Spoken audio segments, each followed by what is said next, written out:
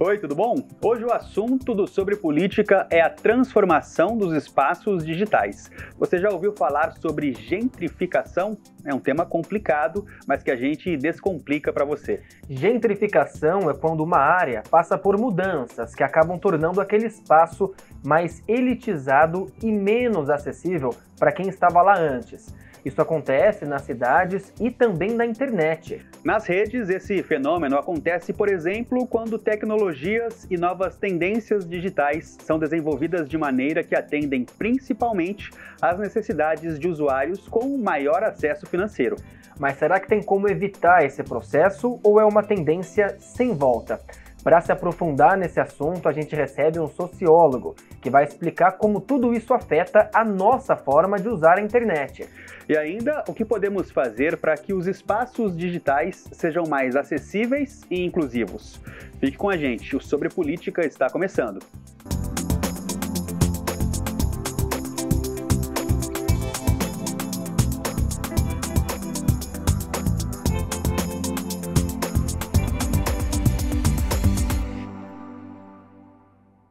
A gentrificação é um fenômeno já conhecido nas cidades. A transformação urbana traz a valorização dos bairros, com a construção de empreendimentos imobiliários e melhorias na infraestrutura.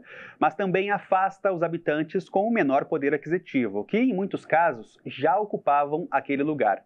Mas você sabia que esse processo também acontece na internet?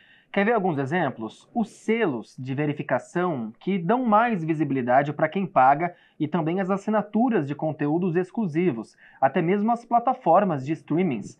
Na reportagem a seguir, a gente te mostra o que é gentrificação digital. Você já ouviu falar em gentrificação? Esse termo se refere a um processo de transformação urbana que ocorre quando áreas antes ocupadas por populações de baixa renda passam por um processo de valorização imobiliária, atraindo investimentos e moradores de classes mais altas. A gente começa a gourmetizar. Eu acho que é mais fácil a gente entender assim. Então, quando você gourmetiza aquele lugar que antes era das classes populares, a gente começa a aumentar aluguel, outros tipos de pessoas começam a ir para lá. E essas classes populares, elas têm que se mudar porque elas não conseguem mais pagar aquele espaço. Então, outras classes vão para lá, em geral classes médias, médias altas, e elas conseguem então ocupar esse espaço que às vezes são mais próximos de um centro, são mais próximos de locais em que estão acontecendo ali a vida da cidade. Nos últimos anos, um fenômeno silencioso tem ganhado espaço no mundo virtual. Trata-se da gentrificação digital, um processo de desigualdade virtual onde pessoas que têm mais recursos podem ter mais acesso a espaços e a informações. A gentrificação digital é a exclusão de usuários por conta de falta de recursos financeiros ou tecnológicos. Quer dizer o seguinte, conteúdo pago, que às vezes o usuário não tem acesso, às vezes com recurso tecnológico, acesso à internet em todo lugar. Isso tudo está criando nichos, né? Quem tem mais dinheiro pode pagar o selo no Instagram, pode pagar o curso mais caro na plataforma de cursos, né? Então isso tudo está criando o mesmo conceito e mudando, às vezes, comunidades que não podem entrar em certos ambientes. Isso caracteriza a gentrificação digital. O aumento do custo por anúncios no ambiente virtual pode afetar os pequenos negócios ou aqueles com orçamento limitado, já que ficou mais caro buscar visibilidade no meio digital. Com as plataformas apostando em algoritmos direcionados para cada público, o conteúdo orgânico que antes chegava a um número maior de pessoas já não tem o mesmo alcance. Obviamente, quem tem mais recursos vai poder investir mais, mas tem que ter mecanismos que você proporcione que o pequeno consumidor, o produtor ou o comerciante tenha acesso aos recursos de mostrar o produto, veicular, até vender isso, né, de forma competitiva. Esse é o grande desafio da atualidade. Além disso, a gentrificação digital impacta o consumo cultural e a disseminação de informação. A internet, que antes era um espaço aberto e incluso para a criação e compartilhamento de conteúdo, tornou-se restrita, elitizada e monetizada. A gente tem essa questão para a gente lidar sempre. A internet ela é um espaço democrático? De certa forma, ela ainda é. Porém, né, hoje em dia, ainda mais com os algoritmos, com as bolhas, quanto mais você paga, mais aquilo chega na sua bolha. Segundo especialistas, o debate sobre a gentrificação digital levanta questões importantes. A quem pertence o futuro do espaço digital? E quem está sendo deixado para trás nesse processo? Isso acaba realmente impactando muita gente, especialmente as classes mais baixas, quando a gente pensa que hoje em dia você precisa de um aplicativo para qualquer coisa. E se a gente precisa de um aplicativo, a gente precisa de um celular que rode esse aplicativo. E se a gente está falando de classes populares, de classes mais baixas, as pessoas não vão ter o melhor celular, mesmo que compre usado. Então, quer dizer que, às vezes, a versão do celular não está acompanhando, o pacote de dados que essa pessoa tem não vai acompanhar. A gente vai estar pensando que quanto custa para você entrar? Custa um celular, custa tempo, custa pacote de dados. Então, a pessoa ela tem acesso para a internet ilimitada, para rede social. WhatsApp, Instagram, Facebook, etc., né? Mas não necessariamente para o YouTube. E no YouTube você tem cursos, ou então uma plataforma de cursos, né? Então, assim, essa exclusão digital a gente tem que pensar também nesse sentido. À medida que as inovações tecnológicas avançam, a socióloga afirma que governos e organizações devem estabelecer diretrizes para fazer do meio digital um ambiente que ofereça informação e acesso com equidade. A internet, ela é um bem público. Ela guarda hoje muito mais conhecimento do que muitas bibliotecas, né? Não quer dizer que todo esse conhecimento está sendo acessado por todo mundo, mas existe essa possibilidade. Então, se a pessoa conseguisse acessar isso de uma forma mais facilitada, a gente conseguiria realmente avançar a humanidade em conjunto. Para o coordenador do curso de Artes e Mídias Digitais da Univap, além da regulamentação, algumas iniciativas como infraestrutura tecnológica e garantia de oportunidades poderiam ajudar a promover um ambiente digital mais incluso para todos. Eu acredito que tem que ser regulamentada a internet para proporcionar oportunidades. Claro que, de novo, é comércio, a gente sabe que é capitalismo, né? Mas tem que dar oportunidade para pequenos, tem que dar treinamento para as pessoas poderem saber usar a ferramenta, quem é usuário e quem é comerciante, tá? Infraestrutura tecnológica ficar mais acessível, então internet em qualquer lugar, né? Em qualquer ponto, ser mais pervasiva para todo mundo, né? Palavra nova aí para o povo de casa, Marvin, gentrificação digital. Vale a pena a gente se aprofundar nesse assunto. E vamos fazer isso, né, Matheus? Tem muitas formas de entender um assunto como esse, é aplicável em várias situações diferentes. Vamos perceber também que ele está mais próximo do que o que a gente imagina. Mas agora o Sobre Política faz um rápido intervalo e já a gente continua esse papo.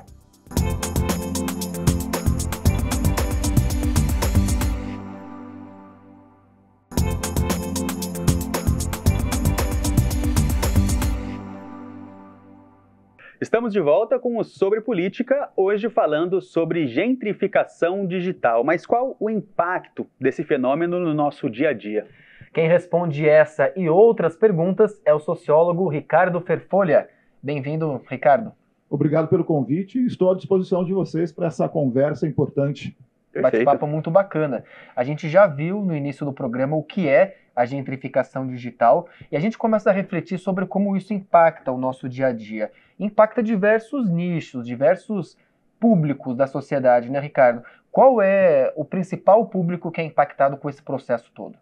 O principal público, eu poderia dizer que são todas aquelas pessoas que estão diretamente relacionadas e vivenciando esse mundo que é digital, né? Mas as pessoas mais empobrecidas e aquelas pessoas também com menos controle desse sistema digital são aquelas pessoas que estão cada vez mais impactadas por todo esse processo da gentrificação. E, Ricardo, no caso da gentrificação das cidades, de forma geral, quando isso acontece, a gente tem a impressão de que é um pouco mais perceptível, né? No caso, a pessoa que morava ali numa região, depois de um tempo ela já não consegue mais morar ali, acaba tendo que sair por N motivos. Delas, um processo de expulsão. Mas online, no digital, isso acaba sendo perceptível da mesma forma? As pessoas que estão sofrendo com isso têm essa percepção?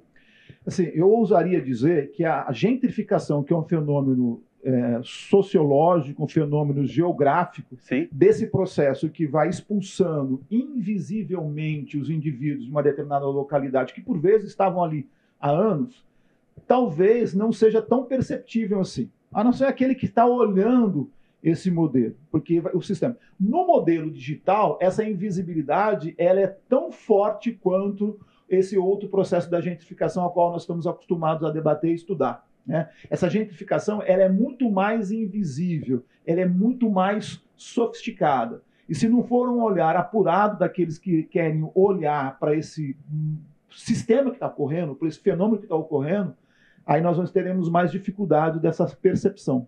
Pode ser imperceptível para algumas pessoas da sociedade de um modo geral, mas as plataformas digitais, de certa maneira, elas fomentam essa gentrificação, né, Ricardo? Porque, por exemplo, quando uma plataforma cobra para você consumir um conteúdo específico, um influenciador digital, por exemplo, cobra para você consumir um conteúdo exclusivo, isso é um fomento dessa gentrificação. Qual é o peso dessa consciência das grandes empresas de tecnologia?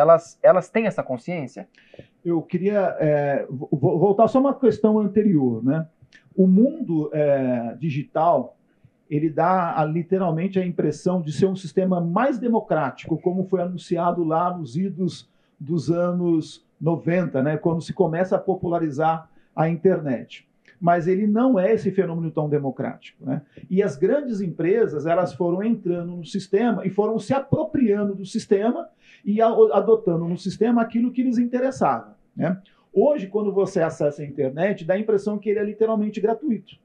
Quando você baixa um aplicativo, que ele é gratuito, mas ao mesmo tempo que ele te dá a oportunidade de você ter acesso gratuito, em tese, ele vai vendendo esse produto para você sem que você perceba.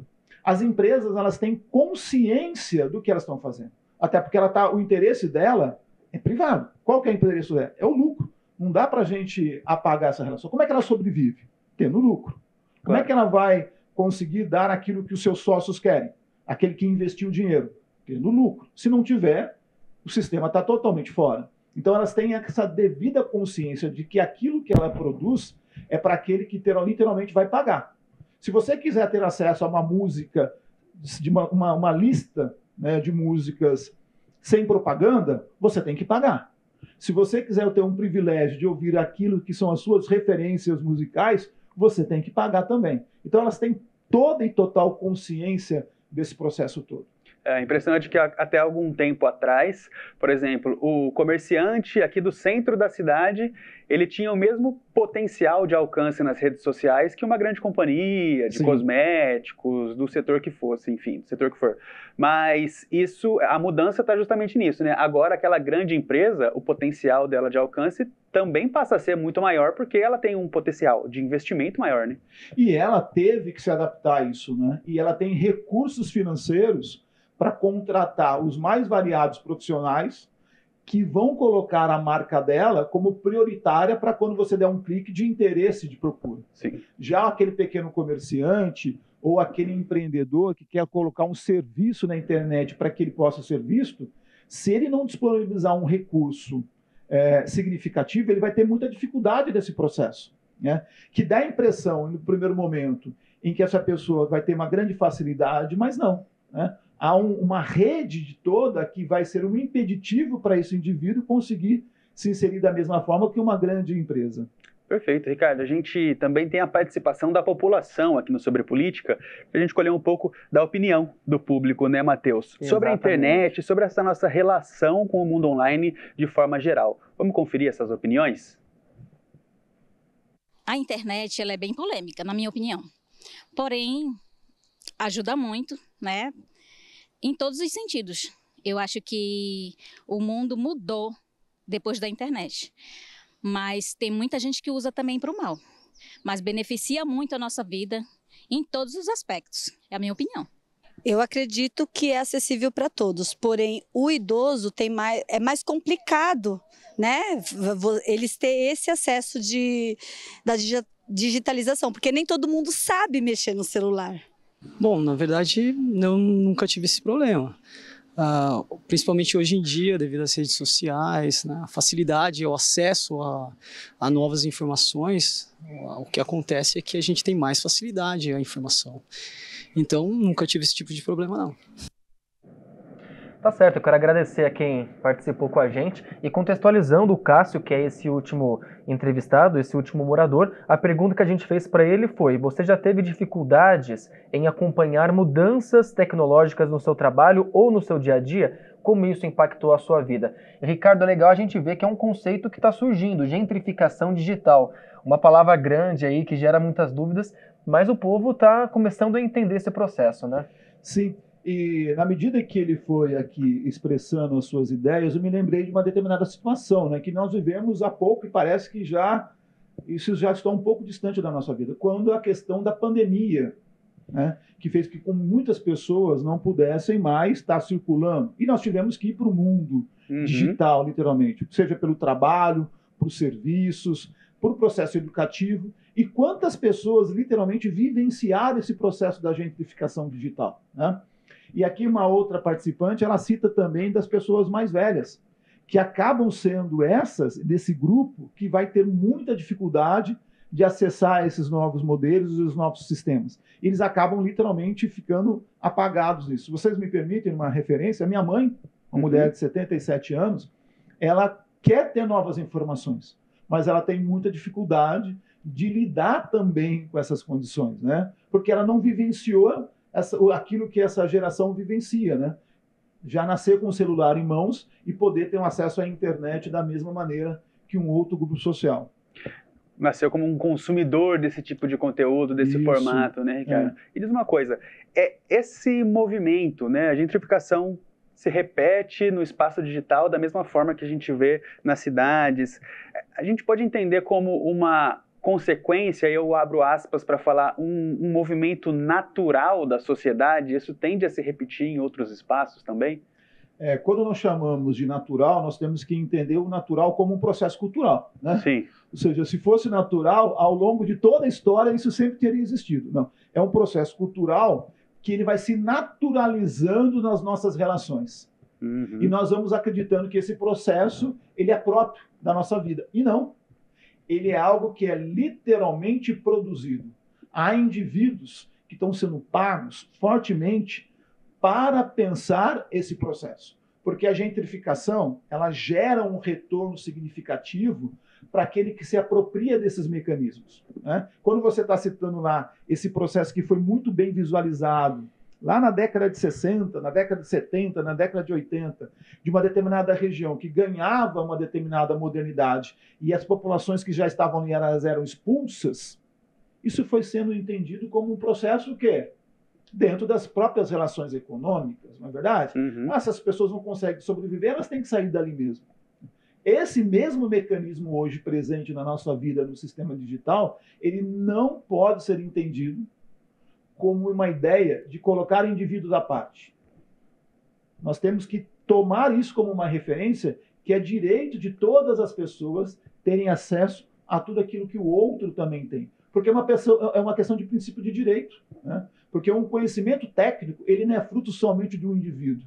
Ele é fruto daquilo que é o conhecimento humano que foi debatido, que foi constituído ao longo de toda a história. Então, como sociedade, nós temos que lutar para que todas as pessoas possam ter essa consciência desse fenômeno que acontece e que segrega milhares e milhares de pessoas hoje. Tá certo, quero agradecer o Ricardo, sociólogo, que esteve aqui com a gente nessa entrevista falando sobre esse assunto tão importante que é a gentrificação digital. Ricardo, seja sempre bem-vindo à TV Câmara. Obrigado pelo convite.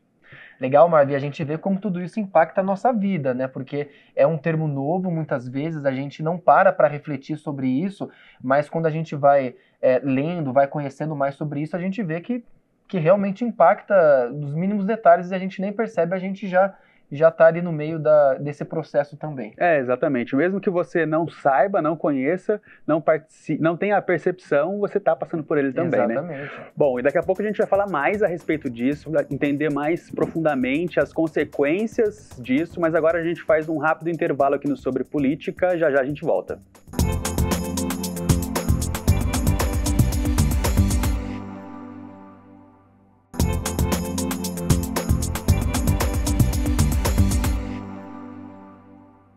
Estamos de volta com Sobre Política e hoje o assunto é gentrificação digital. Exatamente. Agora a gente ilustra um pouquinho mais desse assunto e uma forma de entender isso são os streamings. Olha só, a gente tem alguns dados separados aqui para fazer um comparativo, começando lá por 2022. Naquele ano, pouco mais de 43% das famílias brasileiras tinham acesso a serviços de vídeo pagos, aos serviços de streaming.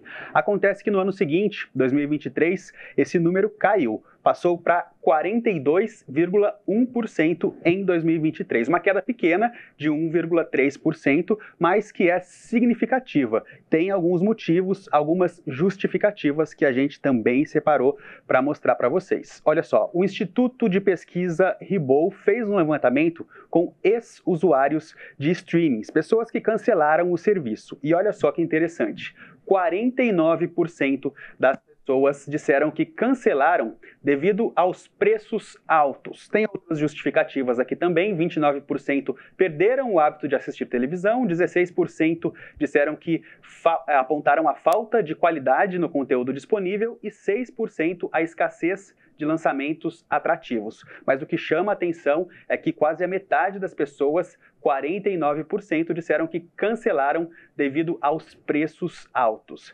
Vale a gente lembrar, uma outra informação importante é que entre 2023 e 2024 houve uma alta significativa no preço dos streamings aí. Eles ficaram entre 30% e 70% mais caros, considerando reajustes de preços de planos e também reestruturações. Interessante, né, Matheus, a gente ter essa percepção de como algo tão simples, streamings, fazem totalmente parte do nosso dia a dia, também são impactados por essa questão da gentrificação. Você, por exemplo, já cancelou algum serviço de streaming? Já cancelei algumas vezes serviços de streaming justamente por ter ficado mais caro. É como a gente falou no bloco anterior sobre como a gente acaba sendo, como a gente é impactado pela gentrificação digital sem perceber. Tá aí um exemplo claro disso. Exatamente. E pensando justamente nisso, como os streamings têm impacto no nosso dia a dia, a gente passa a pensar no quê? Qual a alternativa para um cenário como esse? E vai buscar outros serviços mais baratos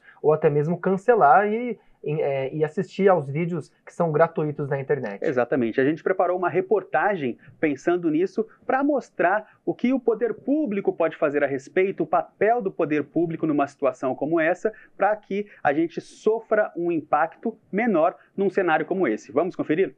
Esse espaço com computador e internet aqui no centro da cidade é o Ponto Com, uma maneira do poder público de São José dos Campos oferecer acesso à rede para a população. É um programa de acesso à internet gratuita. Estão instalados ou no CRAS ou numa entidade parceira. Isso pode ser acessado no site da Prefeitura, tem todos os endereços onde tem o Ponto Com. Funciona de segunda a sextas-feiras, das 8 às 17 horas. Ao todo, são 6 espaços pela cidade. Este fica no CRAS, na região central. Mas existem outras unidades nas regiões leste e sul. Em todos eles, qualquer cidadão pode utilizar do serviço. O programa é focado em atender pessoas que não têm os recursos para acessar a internet em casa. É só assinar a lista, apresentar um documento de identidade com foto e poderá já usar o nosso equipamento. E são inúmeros os serviços oferecidos, como elaboração de currículo, impressão de documentos, pesquisas diversas, busca de vagas de emprego no mercado de trabalho, inscrições de concursos públicos, vestibular, também impressão de boletos bancários, segunda via de documentos. Então, é uma forma de você democratizar o acesso às pessoas à internet, que muita gente não tem em casa um Wi-Fi, não tem em casa um computador, e nesse espaço as pessoas podem utilizar desses serviços e ter acesso à internet gratuitamente. O Ponto Com é uma forma de combater a chamada gentrificação digital, termo usado para se referir aos privilégios do acesso à internet para quem pode pagar. Garantir espaços públicos como esse ajuda a democratizar o uso das redes digitais e pode servir até como um ponto de entrada de oportunidades para a população de baixa renda. E esse grupo que normalmente é excluído são os grupos mais economicamente deficitários, aqueles que não são abastados, os mais pobres. as periferias das grandes cidades. Então, por exemplo, na época da pandemia a gente teve isso, os alunos de escolas públicas da periferia, por não terem um acesso a um celular e até mesmo à internet, eles não conseguiam acompanhar as aulas da mesma maneira que os alunos das escolas particulares, de lugares mais centrais, que você tem um acesso à internet mais facilitado por causa do poder econômico. Para esse sociólogo, o poder público precisa ter a preocupação de criar maneiras de levar a internet a todos. A gente tem esse desafio hoje, que é de como que os governos, as prefeituras, eles vão dar acesso às periferias. E aqui em São José a gente tem algumas atividades, algumas questões muito interessantes, como, por exemplo, o acesso gratuito em algumas praças da internet. Não só isso, o que os governos eles podem fazer, um programa de internet para todos, fazer parcerias entre empresas privadas e o governo. Ainda segundo o especialista, além do próprio acesso à rede, é importante que as políticas públicas sejam instrutivas e educativas para ensinar a população vulnerável sobre o uso das tecnologias. Só assim, os serviços digitais poderão ser usufruídos na prática. Tenho muito jovem que hoje ele sabe mexer no TikTok, no Instagram, mas ainda não sabe fazer, por exemplo, um currículo, mexer no Word, mexer no Excel. Então, se a gente não continuar estudando, se a gente não focar nesse letramento digital, se o Estado, se a Prefeitura, ele não focar em ensinar tanto os mais jovens quanto os mais velhos a mexerem com as tecnologias, essa gentrificação ela tende a aumentar com o tempo. Com um acesso igualitário e mais democrático, a própria sociedade também sai ganhando. Assim, a internet se transforma de fato em um local de informação e conhecimento para todos. É extremamente importante porque hoje tudo você faz através da internet, né? Seja um pagamento, seja uma inscrição, seja uma matrícula em um determinado curso, enfim, são inúmeras as possibilidades, né? Infelizmente tem pessoas que não possuem esse acesso. Com isso a gente democratiza, né? Esse acesso. Nós temos também em todas as nossas casas do idoso, né? Os nossos idosos lá trabalhando, né? Fazendo cursos, né? De formação, né, que muitos não sabem, né, com programas, né, também de Excel, de Word, de redes sociais. Então, a gente procura o máximo democratizar esse acesso para que o maior número de pessoas possam ter direito a isso. Perfeito. Matheus, eu achei muito curioso esse assunto como um todo, né, de todas as formas que a gente abordou, a gentrificação digital, porque é algo muito próximo, como a gente repetiu algumas vezes, mas também, como o sociólogo, como o Ricardo, nosso entrevistado, apontou para a gente, é algo que se repete, de certa forma, em vários espaços que nós ocupamos, né, é um fenômeno social. Sim, ele falou uma coisa muito interessante, de que o conhecimento que é produzido, ele precisa ser público, então a gente precisa refletir sobre o processo de gentrificação das cidades e agora também o processo de gentrificação digital, porque é um termo novo e que a gente precisa cada vez mais pensar em alternativas para democratizar a informação cada vez mais. Exatamente. Bom, gente, termina por aqui o Sobre Política. Espero que vocês tenham gostado do programa dessa semana, que foi realmente muito interessante pesquisar e entender mais desse tema, muito né, legal, Matheus? Muito legal. Quem quiser rever o programa, ele está disponível no nosso canal no YouTube, é só acessar lá o youtube.com/tvcâmara-sjc e também todo o nosso conteúdo nas redes sociais é o mesmo endereço. Lá é o TV Câmara, @tvcâmara-sjc. Acompanhe a gente lá nas redes, pessoal. Até a próxima. Tchau, tchau.